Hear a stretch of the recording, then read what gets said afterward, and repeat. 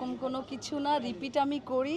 কিন্তু হয় কি ধরেন আজকে যে ড্রেসটা পরেছি এটা রিপিট হবে 2 ইয়ার্স পরে। টোটাল আলমারি আছে ১, ২, ৩, ৪, ৫, ৬, ৭, ৮, ১২টা। মানে এটা কি কেন করি?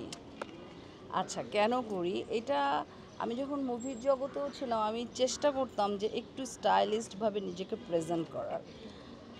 আর আমি ছোটোবেলা থেকে এরকম ছিলাম, ম্যাচিং জিনিসটা আমার ভিতর খুব খুব ছিল।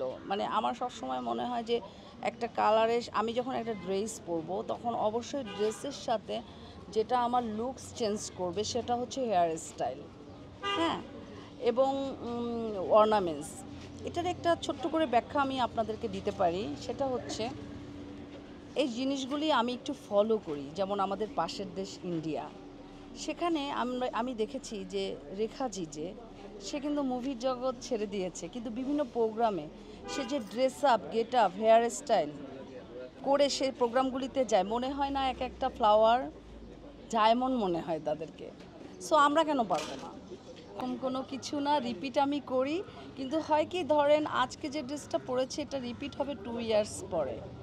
2 বছর পরে আবার আমি এই ড্রেসটা পরবো, ততদিনে অডিয়েন্স ভুলে যাবে যে আমি কি পরেছি। তাহলে বাসায় টোটাল আলমারি আছে ১, ২, ৩, ৪, ৫, ৬, ৭, ৮, ১২টা। কতগুলো আনুমানিক ড্রেসের সংখ্যা হইতে পারে আমি আপনার? জানি না, গুনিনি। আমি জানি না আমার কত ড্রেস, বাট আমার হবি হচ্ছে